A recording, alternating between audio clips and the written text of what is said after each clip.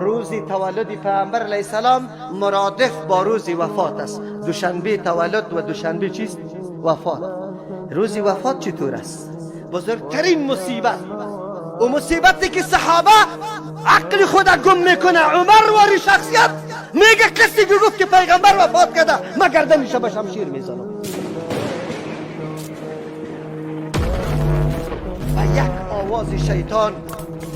و یک آواز شیطان که نعوذ بالله پیغمبر علیه السلام از دنیا رفت، صحابه شمشیرها از دستش میفتن.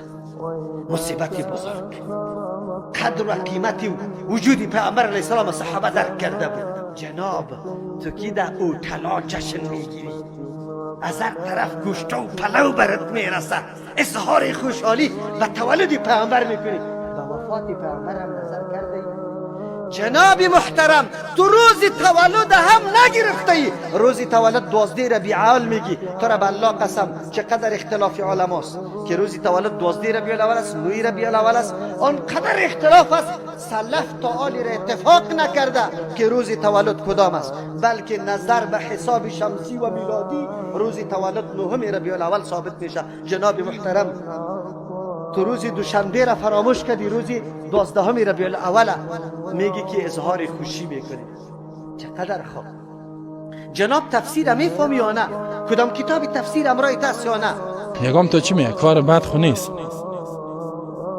اینمی تجلیل کردن از میلاد النبی صلی الله علیه و مولد النبی، روز تولد رسول الله صلی الله علیه و میلاد رسول الله صلی الله علیه و. خب از نگاه تاریخی اینا با ما شمایی رسیدگی است که رسول الله صلی الله علیه و بعد نگاه میلادی در 571 میلادی تولد شده. 571 حال 2015 است. و این کدام روز بود؟ روز 12، بعضی میگن 9، بعضی میگن 10، بعضی میگن 11، 12 و اکثریت 12 ربیع الاول. فعلا ما شما در 7 ربیع الاول قرار داریم.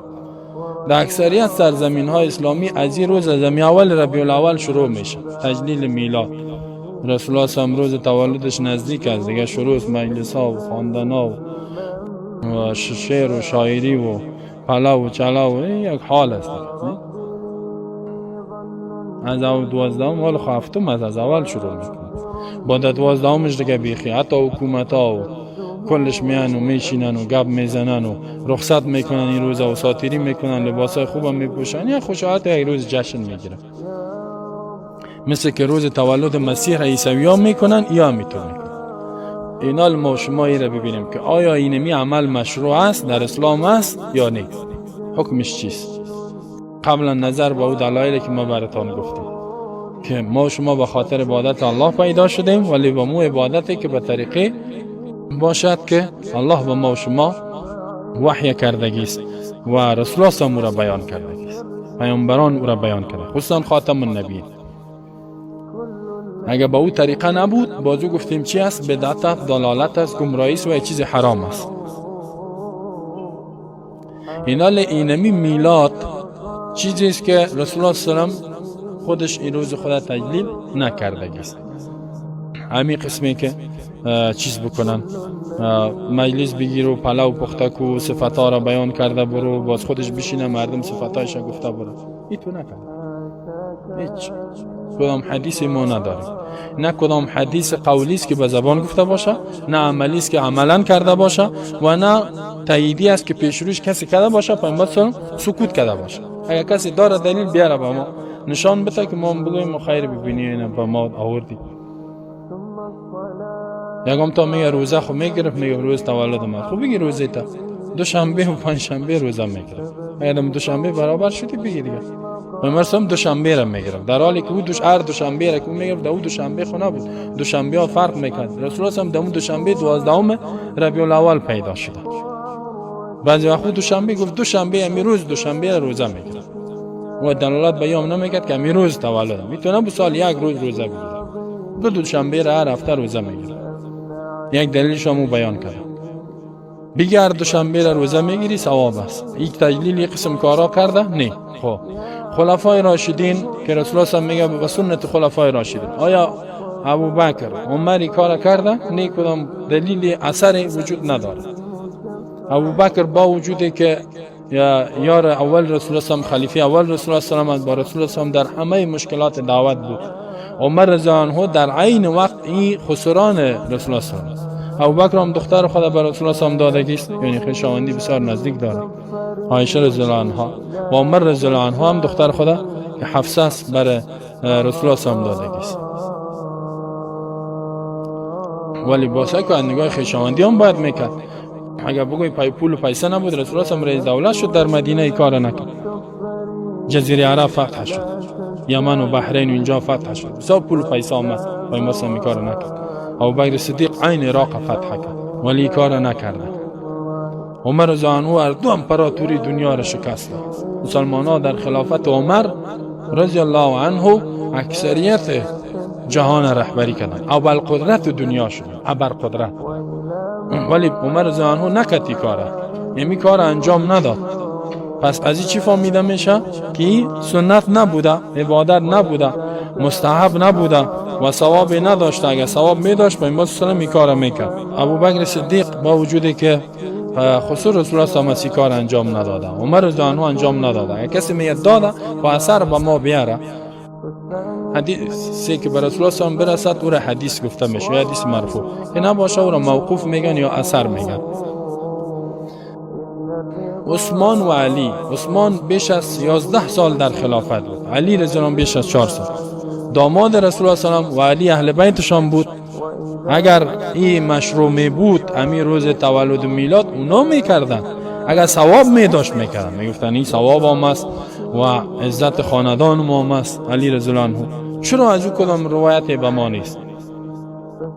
حتی هیچ صحابه وجود نداره که کار کرده باشه و یا گفته باشه این روز ما تجلیل کنیم روز تولد رسول الله. از هیچ صحابه ثابت. حتی از امام ابو حنیفه رحمه الله، بعضیا میگه ما حنفی امام ابو حنیفه رحمه الله روز پیامبر تجلیل کرده. بیار کدام دلیلی از کتابای حنفیان پر است معلومه. امام مالک، امام شافعی، حنبلی در 4 مذهب اهل سنتی وجود نداره. پس آن یک پادشاه را میگن به نام ملک مظفر تحت تاثیر یهودی و مسیحا رفته بود که اونا از عیسی مسیح تجلیل میکردن روز تولدش و اینو کار کرده. در قرن 7 هجری 625 یا 28 هجری این روز تجلیل کرد و همی بدعت ایجاد کرد. این بدعت اینال کاری را که رسول الله صلی الله علیه و آله در قرآن وجود نداره، در احادیث رسول الله صلی الله علیه و آله نیست، صحابه خلفا انجام نداده. پس خب بدعت شد دیگه. و بدعت کل بدعت ضلاله، هر بدعت گمراهی است. و اینا لمی تجلیل که بکنیم چی می ثواب می نه، ثواب نه، گناه کرد. پیسه تا رفت یکم تا می 1000 ما به خاطر رسول الله 5000 میتون جان میتون نه روز میلاد 10000 خدا میپره. خب بلا و بار کن خودش ببینید دشمن سنت رسول الله صلی الله علیه و ولی در روز میلادش 10000 میپره. اگر تجلیل از سنت رسول الله صلی پلو خوری در سال یک دفعه باشه خواستانه. اگر ما در سال یک دفعه یک نان بکنیم از جیب خود پرتیم بازور خود ما بخوریم خب بسیار و به این جنتی شویم به جنت بریم خب بسیار دیگه آسان شد. اما مرکزایی که بدعت‌ها را ایجاد میکنن برای از پیشان سوال کنه شما را به الله قسم مریدای خیلی زیاد داره دمونجا که تجلیل کرده هیا گفته هیا در مرکزیتون قرآن ترجمه میشه، درس حدیث وجود داره. این ذکر و عبادتی که شما میکنید از کجا آمده؟ در کدام حدیث ذکر است؟ در کدام آیت قرآن کریم اشاره به این گپا شده؟ بگویید مدح پیر خدا بکو، کامل و مکمل است، قیوم زمان است، متصرف است، در یک لحظه مردم رسانده میتونه. پیامبر 23 سال صحابه را تربیت میداد، دور رسانده نمیتونست، ولی پیرا پیدا شده در یک روز میرسونه. همه عبادات هم از پیشش معاف میکنه، در کابلیتان وجود ندارم. یال عجیب است. به این کتاب الله بشینید آیت قرآن کریم خامو بود، صحابه خامی تفسیر میکنه. قتاده رحمه الله میگه فضل الله متعال اسلام است، رحمتش قرآن است. بله بعضی تفاسیر گرفته باشه وجود مبارک رسول الله صلی الله علیه و سلم، ما میگیم بالکل رحمت است. چرا؟ لیکن بیادرکم تو باید یک کمی قرآن مطالعه بکنی. اگر قرآن مطالعه نکنی باز دیگه جنجال است. قرآن در یک جای هم به ولادت پیامبر اشاره نکرده. یک آیت برای من کسی نشان بده که آیت اشاره به ولادت کرده؟ بله، قرآن اشاره به چی کرده؟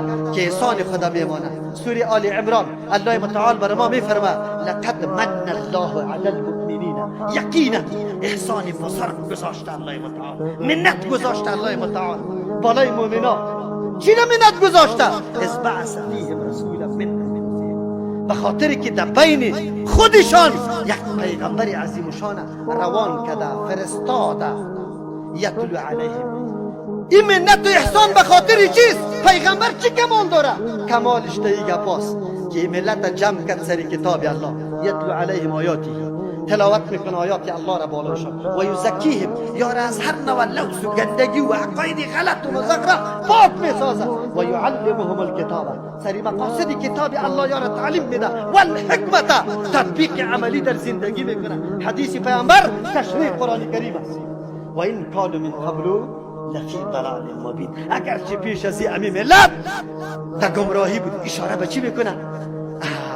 تفاوت یا امتیازی که در بین دو زمانه آمده، زمانه بعثت است. بعد از زمانه بعثت مردم نجات پیدا کردن.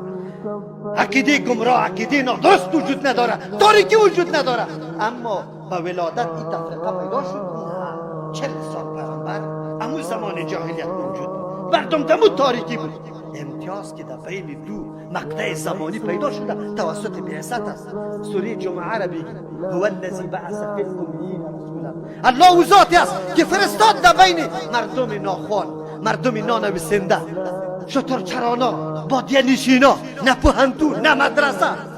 امروز میگن وی تو قرآن میخونی 14 علم بیاموز. قرآن حدیث میخواست با بچه ها میگه زنجانی را خونده ای؟ زرادی را خوندی؟ جناب من نه زرادی میخوانم نه زنجانی، من کتاب الله میخوانم و حدیث رسول الله. بکش اگر مرد هستی تو جناب نوشته کو که بدون زنجانی و زرادی قرآن خواندنش حرام، حدیث خواندن حرام. نکنی مردم رسوا نکنی، نکنی در آسیابی دشمن نریزانی که قرآن کریم کتاب یک مغلق پیچیده سرت خلاص نشوه. هیچ اموتون معرفی که در پوشاتون بده زد ملت مسلمه را محکم از قرآن غافل ساد. تو جناب مولا فتوای امو کفار مستشرقین داده رو نیستی؟ توی مومن هستی؟ تو از قرآن آگاهی داری؟ چرا اینطور میکنی؟ اخو قرآن میخوانم، اخو قرآن میخوانم. اونجا فی الامیین رسولا منهم یتلو علیهم آیات و یزکیهم و یعلمهم الکتاب والحکمت. عین نبی رقم آیات و این کانوا من قبل لفی ضلال مبین. همین مردم پیش از بعثت پیامبر در گمراهی آشکارا بود. کاش که تو جناب عالم میفهمیدی که بیا وجود پیامبر علیه السلام رحمت است. و الله کدام چیزیش رحمت گفته؟ خود قرآن میگه و ما ارسلناک الا رحمتا للعالمین. الله نگفته و ما اوجدناک و ما ولدناک، ما تو را تولد نکردیم، ما تو را پیدا نکردیم مگر رحمت برای عالمین. میگه و ما ارسلناک، ما تو را پیغمبر نکردیم. رحمت در پیغمبریش است نه در ولادتش. جناب کاش که تو یاد داشته باشی قدر گپاره. قرآن بدونی، قرآن بدونی. خیلی خوب، بزرگترین نعمت است. میگه موجب سرور و خوشی است. ما باید خوشی بکنیم. تو معنای خوشی را که دمی آیت متصلش بعد از او الله گفته قل بفضل الله و برحمته گفت. مراد از این خوشی، معنای خوشی چیست؟ خنده کنه آدم، چی بکنه؟ یا پلوا را بزنه، کوفته را بزنه، بگوی تنگ بکرون بشرق کشرق است. از کی هستی؟ از کی جمع کرده ای؟ یکی تان شور کردن نمیتونه. 5 روز با میلاد باقی مانده، یکی تان شور کردن نمیتونه. آجی صاحبی معظم، مفتی صاحبی محترم، وکیل صاحبی کلان میخیزه. چند نفهمیدی؟ پیغمبر است که باشه بیچاره در یک ماه برای اولاد خود به الله قسم در حالتی که زنشان ولادت کرده 1 کیلو گوشت آورده، توانش نداره. اما جنابیم ملک صاحب استاد است، وکیل صاحب استاد است. پیامبر علیه السلام میگه لا یحل مال امرئ مسلم الا بطیب نفس منه. طیب نفس باید باشه. ام الله و مولایی، ترى بالله قسم این به طیب نفس است که جمع میشه. از تو سوال دارم ملا صاحب مولوی صاحب، این خوشی به پخته کردن دیگا میشه؟